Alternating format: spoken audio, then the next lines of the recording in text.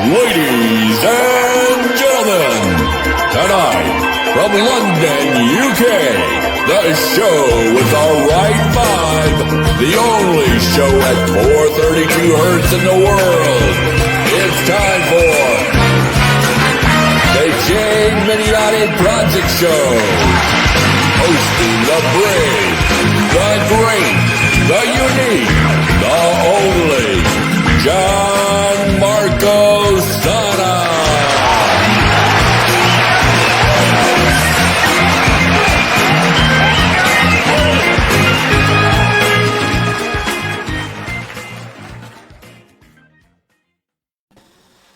Welcome everybody to the Geminiani Project Show.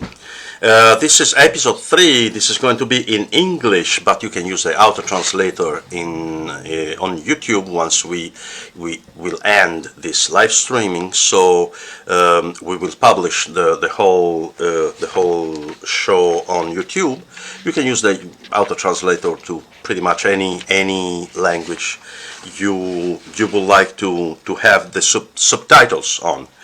If you like the idea, if you like the video, you can like and subscribe, so you would have all the notifications for future episodes. Okay. So I also would like to remind you, as you can see here on the bottom of the screen, that we are selecting young musicians for the reopening of the Geminiani Youth Orchestra. What is that? The Geminiani Youth Orchestra is an orchestra which is made obviously of young musicians, like from, I don't know, probably 6-8 years old if you are very good, and 18 years old, let's say that. I mean, let's say that it's like grade 3 plus, level. So why is that? Because it's going to be it has been already, because we were operating in the last, like, 3 years or something, and it's going to be the reopening of the only orchestra, probably only youth orchestra in the world at 432 hertz. So why this is so important? Well, the frequency is very important to me, because the whole Geminiani project is based on the 432 hertz, which is also called the Verdian pitch, because Giuseppe Verdi was a huge defender of the original frequency, as it's called. But anyway, let's why this is so important, the Geminiani Youth Orchestra? Because we are going to collaborate with local charities for local events, and to improve their musical services. So it's a musical service that we are giving to local charities in order to make it nicer, if you like, at least we hope that it's going to be nicer than without any music. I'm sure it is. Somebody like who said that the word without music would be a mistake. I think it was a guy called Friedrich Nietzsche. Yeah, pretty much that. So anyway, so that is about the Geminiani Youth Orchestra, which is going to rehearse in New Malden, which is in southwest London. Okay, it's between Kingston and Wimbledon. I mean, for the non-Londoner, citizens. So with no further ado, I would like to introduce the mystery guest of this week, of this episode, because he's an international. He's a violinist. He's an Italian violinist. He has an international career as a solist. He has many recordings, and he pretty much, he has all the most important sonatas, for violin sonatas and violin concertos too, in his repertoire. He won many international competitions, national and international competitions when he was younger, and is a concert master. And is a champion musician, and he studied with the important names like Corrado Romano and Ruggero Ricci. Well, ladies and gentlemen, we are going to introduce to you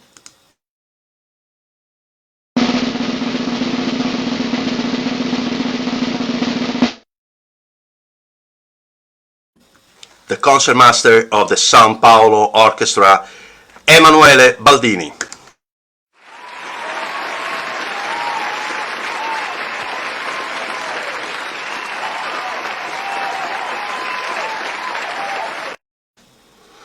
Here we are, Emanuele. How are you doing? How are you doing? How are you doing? Hello everybody. Hello Marco.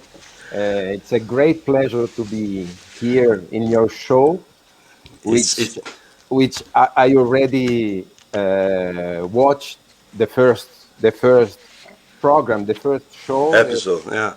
first episode. I am very happy to be here with Well, we you. are honored to have you here because it's you're a great name, a great musician, and a fantastic person. So Thank you very it's much. gonna be great. It's gonna be great.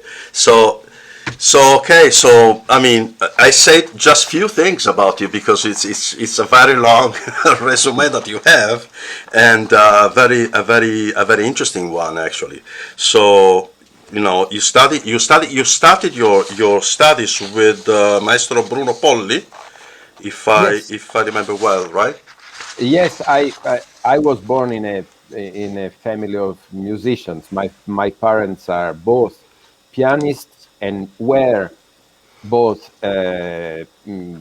piano teachers in the conservatory in Trieste. Trieste is my city, and so I started my violin study there in Trieste, and only after many years I started to travel and to study in different places, in Geneva Conservatory with Corrado Romano, then in Berlin and Salzburg, Mozarteum Salzburg with Ruggero Ricci, and also chamber music with Trio di Trieste, with Franco Rossi, which was Wow. the historical legendary violoncello player of the Quartetto Italiano, no? Yes, the Italian string quartet. Yes, it's Yes.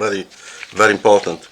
Uh, well, I mean that's very impressive. I mean, it really, absolutely it is. And yeah, and you also. I mean, I have your resume here, and you've been pretty much playing everywhere. I mean, in all the most important theaters in Europe. And but let's go back a while. I mean, Mhm. I have few pictures that I want to gossip about.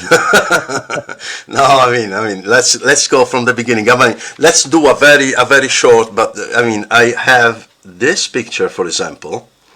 This picture, where is it? Where is it? Okay, this one.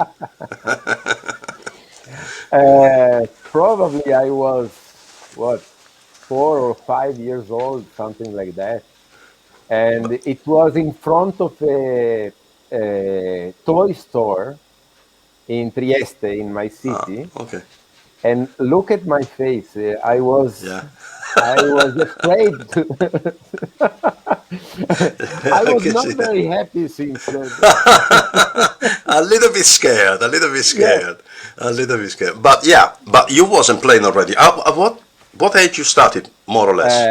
I started to play the piano. My father has in his living room at the age of 5, but this was not Yeah, yeah, serious. yeah, yeah. Just But for playing, and just joking around. violin, yeah, violin. I started uh, more or less at 7 years when I Okay, was seven okay. years old.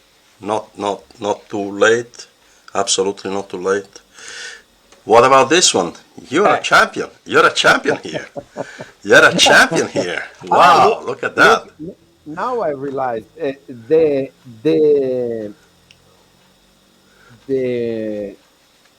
the kid which is on my looking to the picture to the left Uh-huh. is actually my brother Raffaele, Ah, the blonde one. the blonde one. So Okay, okay, this it was in his kindergarten. In okay. his kindergarten, So, uh, I played for the entire class. yeah, okay, that's good. How old are you? Probably 12 here. Oh, okay, okay. What about this one? This one is already. This is 2004, and Oh, okay. this is a very important picture to me. Why? The period that Okay. was there, because it was in the Rio Amazonas, in the middle of the rainforest here in Brazil, and it was during a very long tour, Brazilian tour, we did with my actual orchestra, the Sao Okay. Paulo Symphony Orchestra, Okay. but it was before I decided to move to Brazil. I Okay. was still a guest concertmeister during this tour, and actually this tour was in a sense responsible to my Okay. decision, because I Guilty.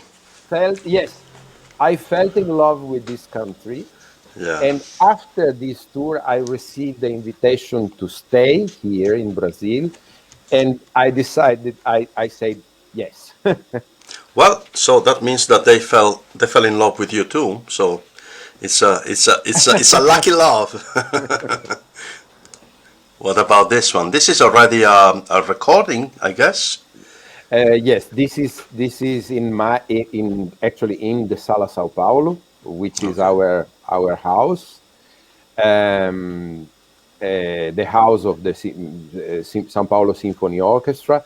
It's a very beautiful building, which was before to be. Now it is a concert hall, but before it was a train station.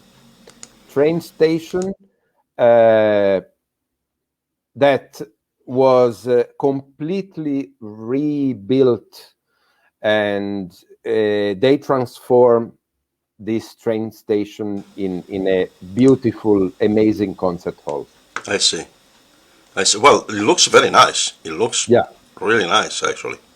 And the this is the idea. main hall. This is the main hall, Ah. not actually the concert hall. Ah. Okay. Okay. It's the main hall where the people enter, that take a coffee before the concerts. But I like the idea to transform a train station into a concert hall. I mean, that's fantastic. It It should was be. it was not working. It was completely Uh huh. abandoned. Uh huh. Uh huh. So they Absolutely. saw this building, Yeah. Yeah. Yeah. and they thought, my God, this could be an amazing concert hall, Exactly. and they did it. It was lost anyway. So yeah. Yeah. This is Czech.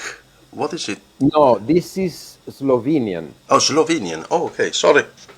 This Sorry to the is Slovenians.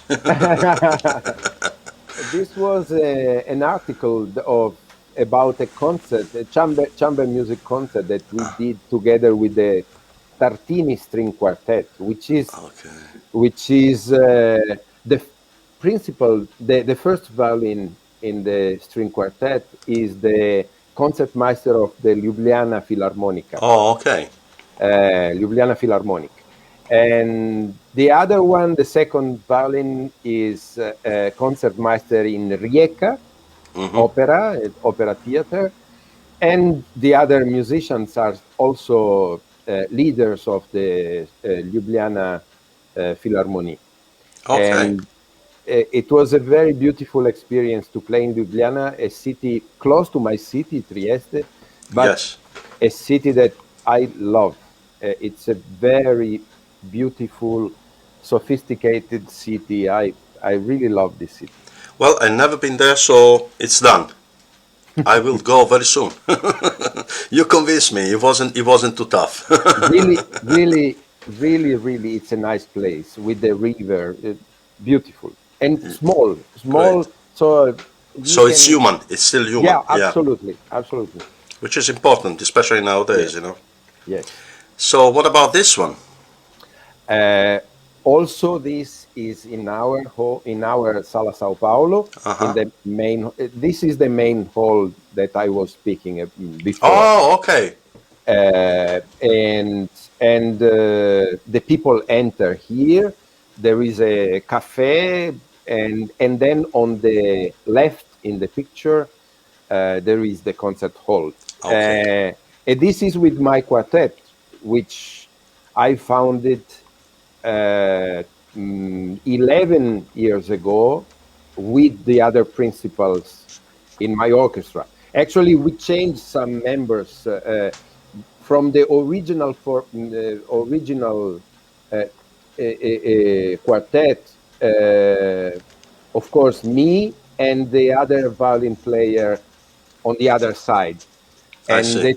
the two middle musicians are changed, but still a quartet. The quartet who exists. has 11 years with a regular season in our hall. It's very, I feel privileged. Yeah, well, this is the OSESP quartet. Yeah, So yeah. it's Orchestra Sinfonica do Orchestra Estado Sinfonica do Estado di São Paulo. de São Paulo. Sì, sì, sì. Uh-huh. I still remember some words. Some Portuguese. What about this one? They are no musicians. No, this is a very nice picture with my wife Veroni, which is Brazilian, and with my daughter Lavinia. Oh wow! Actually is not here in Brazil. This picture was took in Trieste in my parents' house. Oh, okay, I see. But this one. The last time I went there, actually, I am waiting for the Tell me about it. Being again with my family in Italy. Oh yeah, of course, yeah. But this one, I guess, it's in Brazil. Oh yes, this is okay. On the wedding day with my wife in South Brazil. Which is the wine region. It's a very beautiful place, and which is a region full of Italian immigrants. Not surprised. I'm not surprised. Yeah.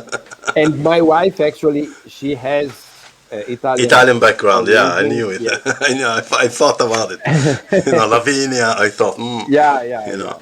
I mean, it's a beautiful. Actually, this is a restaurant inside a winery. Oh, okay. I see. That's great. So, I think we satisfied all the gossip,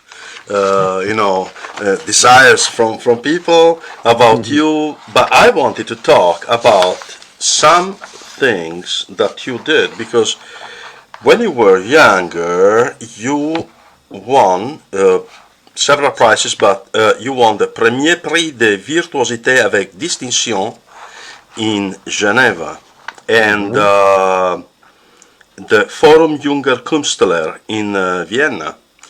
And as you don't go by one competition or two or three or four, you won dozen other solo and chamber music competition. You go by the dozen. You don't go by one. You don't want to win one. You want to win it all. So actually, I have lost many competitions too. Well, guess what? You're human. That's good. That's a good thing. No, but I mean, this is amazing. This is very, very, very good. Very high level. And basically, you performed everywhere: Australia, all the most important theaters in Europe, and many collaborations with Maria João Pires, Jean-Philippe Collard, Antonio Meneses, Ricardo Castro, Nicola Angeli. I mean, and there is a very interesting thing, because you have been the concertmaster of Teatro Comunale di Bologna, the most important theater in Bologna. Teatro alla Scala of Milan. That's very good. And another one which I'm very related to, the Orchestra Sinfonica de Galicia.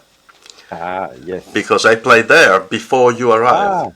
I went there actually, before. Yeah. There I was just guest concertmeister. Galicia and La Scala di Milano. I was guest. I was invited for few productions. Okay. In La Scala was with Muti, with some Japan tour too. And in Galicia, I played, I think, 4 or 5 times as a guest concertmeister. In Bologna, in Trieste, Trieste. I was there for long periods. Yeah. As a stable, yeah. Stable But concert. still, I mean, to be invited as a guest concertmaster with Riccardo Muti alla Scala of Milan, I mean, I don't think it sounds any worse. You know, eventually it sounds any better. So yeah, congratulations. I mean, but there is a thing that really, you know, it took in my attention a little bit more than other things. Uh, a certain guy which is called Maestro Claudio Abbado wrote a letter to London's Harold Hall about you, saying that I'm very impressed by both his deep musicality and technical level. This is Maestro Claudio Abbado talking about you. Congratulations. What to say? I mean, that's very have good. Very good. Very good. I have very good memories with him because it was a surprise.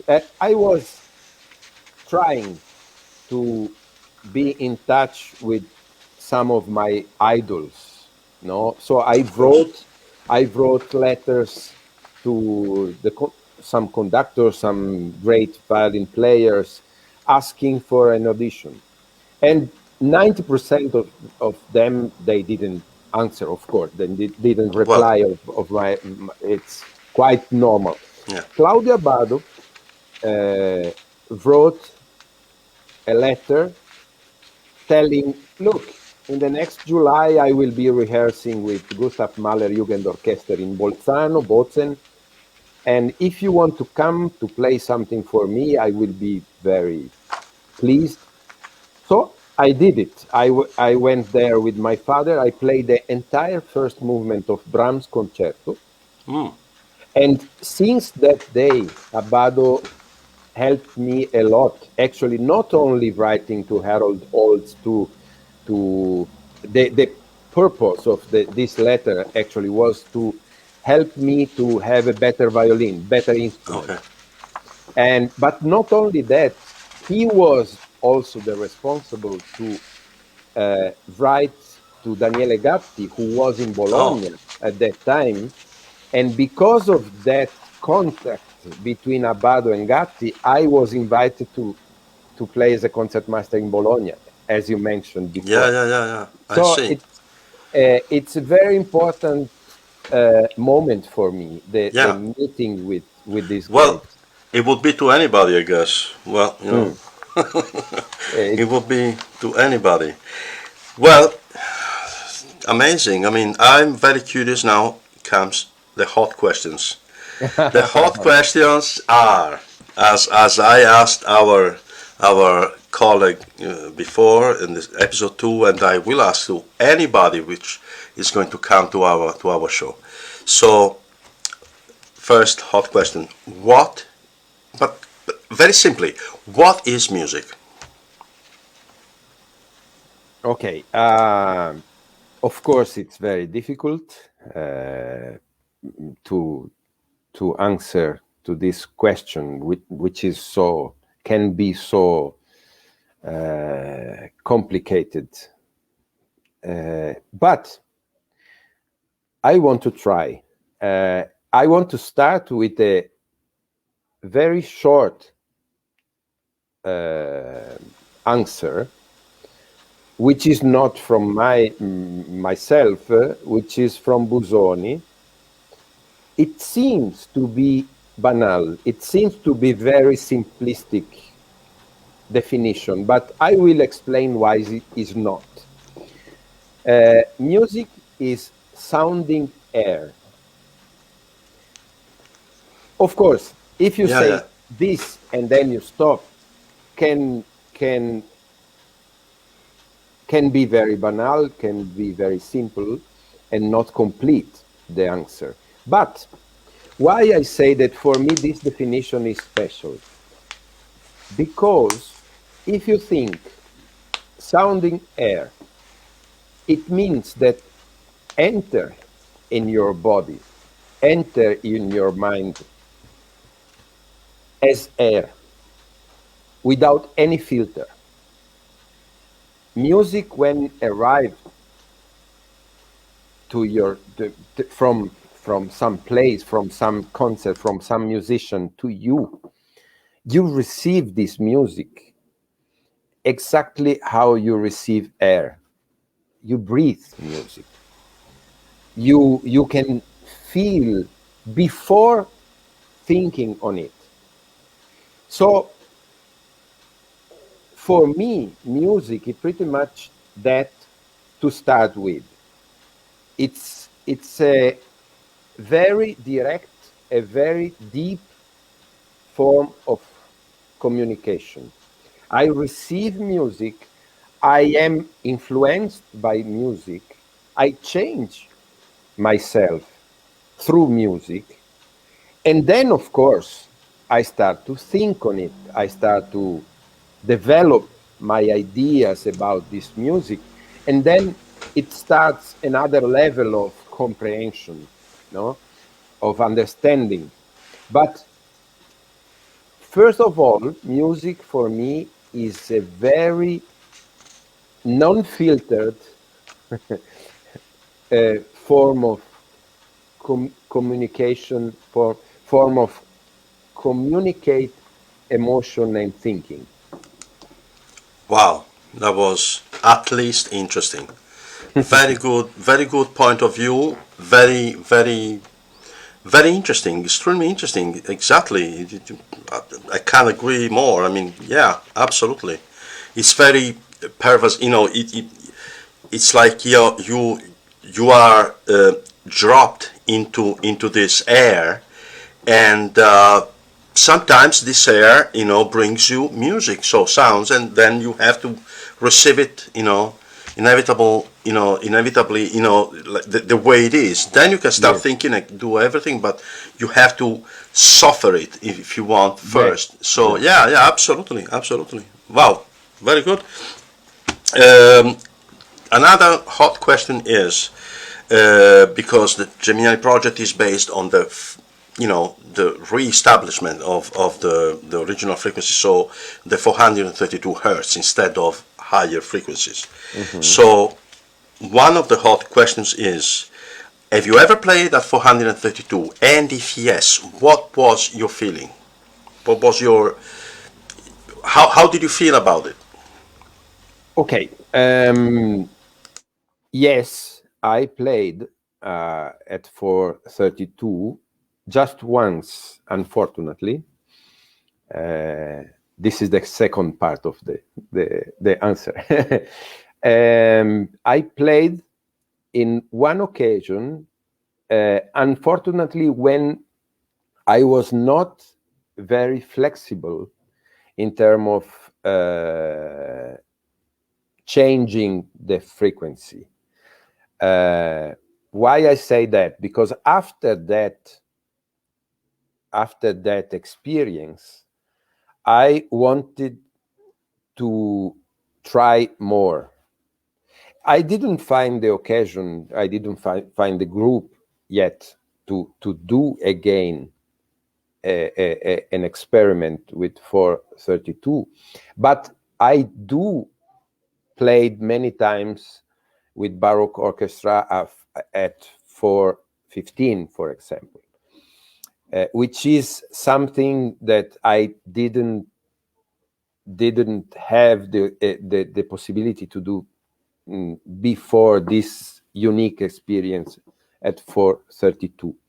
My feeling is, first of all, from the point of view of the instrument of my violin, I feel much less tension in the string, in the sound production. I feel everything much more natural. Especially on the high strings, but not only. I feel that everything that is every sound that my violin produce are much more natural, much more human in a way. And then from the psychologically point of view, or from my feeling, what I can say is that I want to do more, because I think we are pretty much influenced by what people around us decide about things. I play 4/4/2 now because the orchestras play 4/4/2. But who decided? Exactly. It's so you are like in a prison, because you need to do that because everybody else is playing 4/4/2. So, and you don't have the power to change this. So I am very happy to speak with you, actually, which have this beautiful project based on this. And I think that the more we insist on this idea, the more we can try to change also the others. Absolutely. So congratulations for this project, first of all. Thank you very much. And then I will try my best to change that also. Of course, to change that, you need to start with your own project, no? Yeah. Because it's impossible to change this in a symphonic orchestra who is already. You know, it's like a virus. Yeah. It can be pandemic, you know. You need to spread this virus, which is Yeah. very beneficial one. Yeah, it's a good one. It's a good one. Exactly. So, you know, Antonello Manca, for example, Yeah. my Italian colleague that was on episode 2, he's a choir conductor. So he had at the time, he has only two choirs at the moment. But at the time, I think it was, we are talking about 2012, so 2012, 2013, something like that. I told him about the Geminiani Pro. Hey, man, I started this in London, you know, it's crazy, I don't know how to do it, but I want to do it because this is how I feel. I found out this stuff and this is huge for me. I refuse to play for 140 anymore. And I made my mind, and I pretty much I isolated myself, because you can't play in orchestra anymore. Obviously, I mean, it's a miracle if you can do some chamber music, because you would have to convince all the other musicians to play at your frequency, which is not your frequency. I mean, it's the universal. They call it the universal frequency for a reason. But anyway, it's very tough, because everybody has to tune at 432. So it's really, really difficult. That's why I thought, if I start the project, maybe people that come to the project, you know, they will have to accept this, because it's a project. We can't change the project because you are coming to our project. It's the other way around. So that's why I started this. And he said, wow, okay, this is strange. Okay, but let's try, you know, let's try. So he started tuning the choirs at 432 with incredible physical feelings from the singers. Of course. Because it's the Verdian pitch, because of a reason. Verdi was a huge sustainer, huge defender of this frequency for a reason, you know. So that's why. But it is tough. It is tough. But hey, now he plays only 432. I mean, it's a small thing, but you have one more musician. You know, it's not, you can't change the world if you can't change your environment. In small things, you know. I have students that they know this, and I teach at 432, and they have, some of them, they have a piano. They had to retune the piano because the piano was out of tune. They say, why don't you tune the piano 432? And they did it. They did it, and so now we can play chamber music with them. So it's a small step, you know. You can publish a video on Facebook at 432 playing violin and piano with your student. It's a small step, and after, you know, and this sounds a little bit better, maybe, who knows why, but you know, all this Yeah. because otherwise it's like Don Quixote against the the windmills, and Yeah. it's impossible. So nobody wants to do any, nobody's crazy, but I think yeah, little by little we can do stuff. We can do some, and yeah, I wish you best luck in that, because well, that's pretty much what I believe in. I think it sounds way better, way better.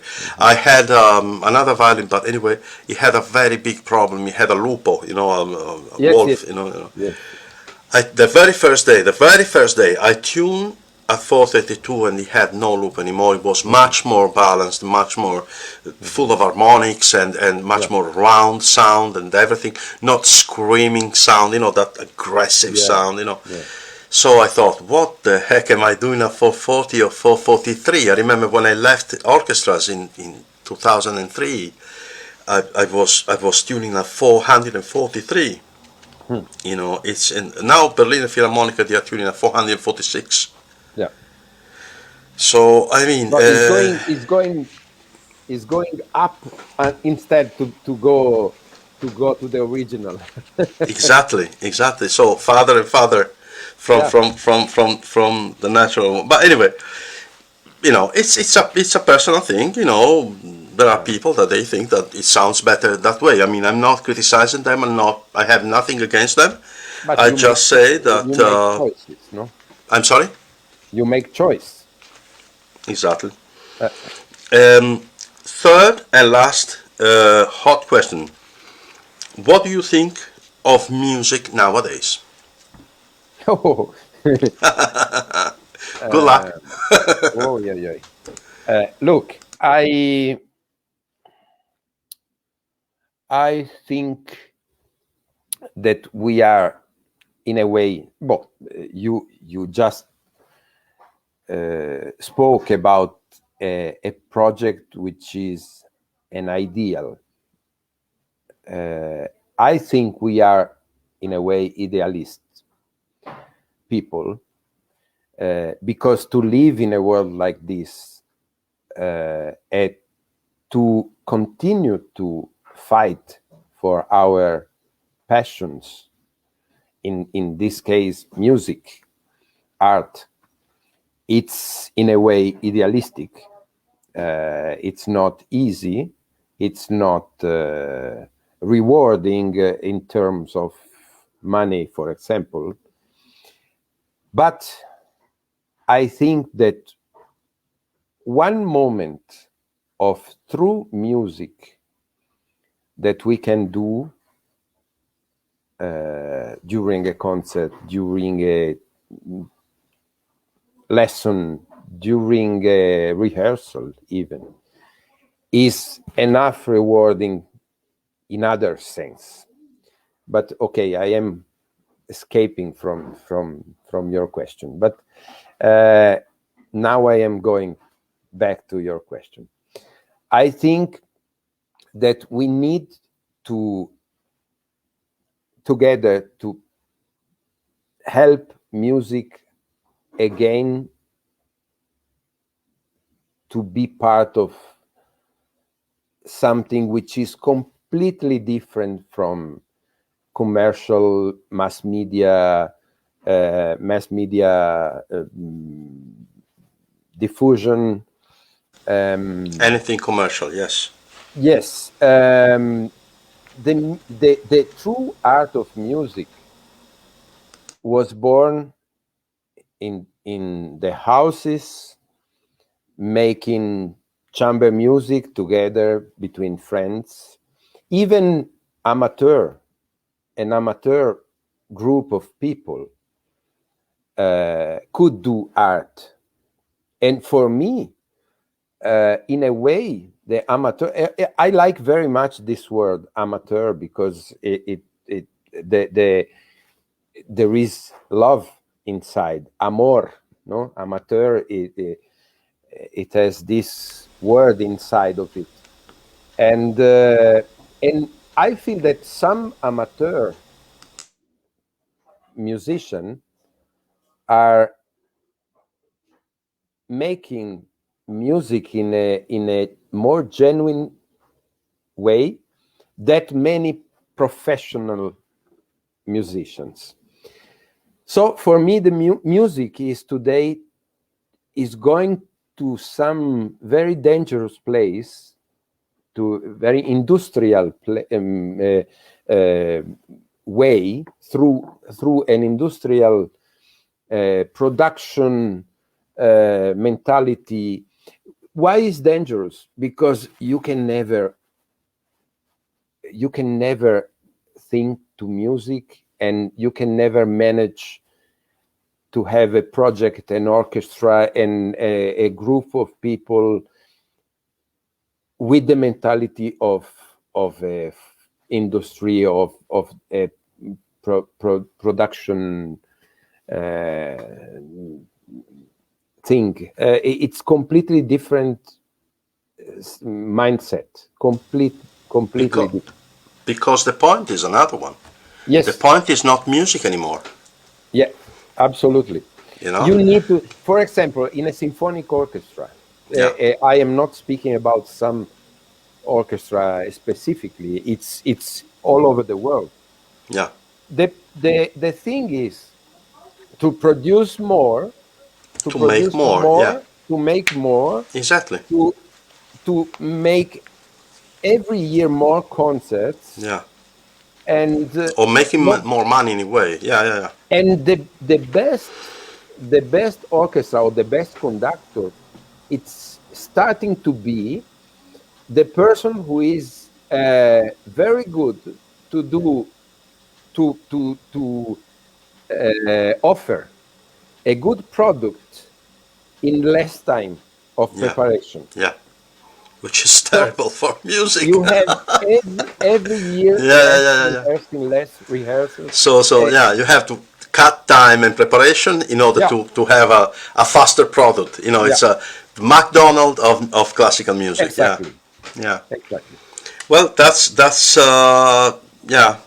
that pretty much says everything about your opinion on modern times about classical music, or us in general, because many times, you know, classical music is just probably, of course, it's one of the most important arts, but there are other arts, and we are going to be, interviewing. We're going to have an American artist, which is a painter, which I don't want to talk about that too much.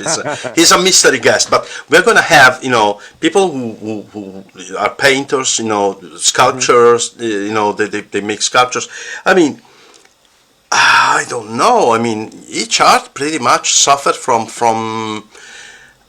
a very drastic change, if you want, from the original point of why to do that. Makes sense. I mean, to me, when I was younger, as you said, Busoni, yes, to you that was much more, much deeper vision, point of view, much deeper of what I'm going to say. But I was 15, and I just, I had a dictionary and what is music, the art of sound, just very, very simplistic, very, very precise, very mathematic, very art of sound. What is art? Because if music means to make art with sounds, what means to make art? So that is an alternative language which that communicates sublime feelings, because if you think about music, it started in churches, singing the Lord and blah blah blah and all the stuff. Then it develops, of course, and blah blah blah. But sublime feelings anyway. It doesn't matter. I'm not making a religious discussion about religious. No, it's not about that. It's just a matter of it's an alternative language about something that is much deep inside the human being. So that is that happening now?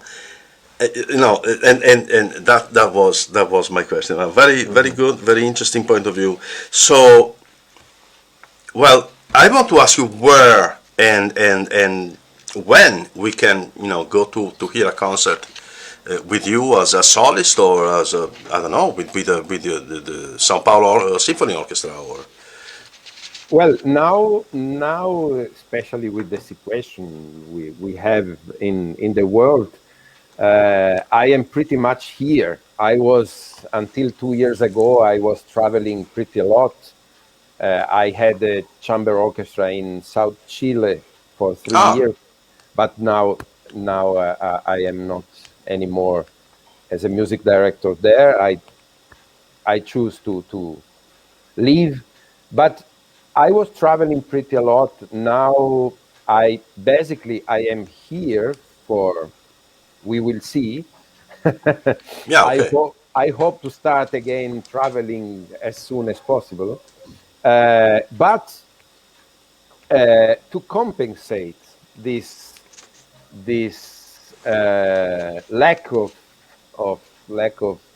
international travelings and activities, concerts yeah. in the last months, I recorded pretty much, and actually Naxos just released an album with Vol Ferrari, violin and piano sonatas. So Italian composer, and now on 9th of July, Naxos will release Villa-Lobos violin and piano sonata. So in a few months, I have 2 new CDs, which represent in a way my 2 homes, Italy and Brazil. And Brazil, exactly. So it's quite symbolic. It's quite symbolic. Nice. And then, of course, I am playing in the middle of July. I am playing the 8 seasons, the Vivaldi's 4 season, and Piazzolla Quattro Staciones Porteñas, with my orchestra in Sala Sao Paulo. So everything related to the OSESP, to the Sao Paulo Symphony Orchestra. Okay. For the moment, is pretty much like that. So anybody that wants to have more info about you can go to emanuelebaldini.com. Yes. Emanuele, just www.emanuelebaldini.com. Exactly. Fantastic. Okay. So they can have updates about recordings and concerts and anything. So that's for all your fans, which is a high number, I guess. So Emanuele, thank you so much. It has been an honor to have you here, and thank everybody. I see a comment here. Oh, okay.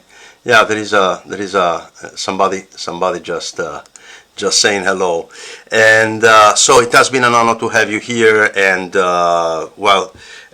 best wishes to you, to your career, to your family, and to everything that you want to accomplish. I hope very much that our paths will cross in a positive way, and that we can have some collaboration at 432 Hertz.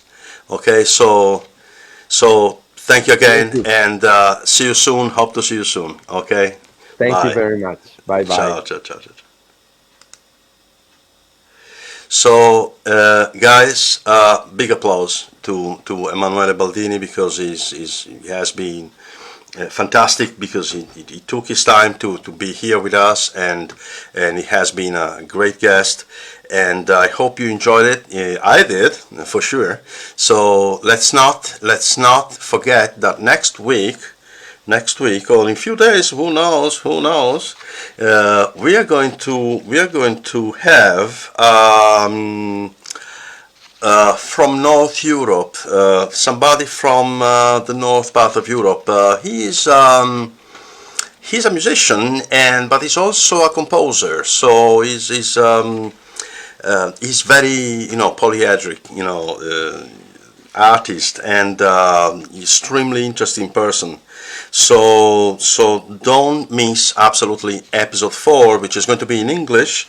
Don't forget that this show is going to be on YouTube in pretty much 5-10 minutes, and you will have the option of auto translate subtitles, so you can understand everything for the non-English speaker. So thank you so much. I leave you with some of my arrangement of the very important theme from Ennio Morricone. So this is live, so I hope you enjoyed. Okay, thank you very much to come here, and I hope you enjoyed the show.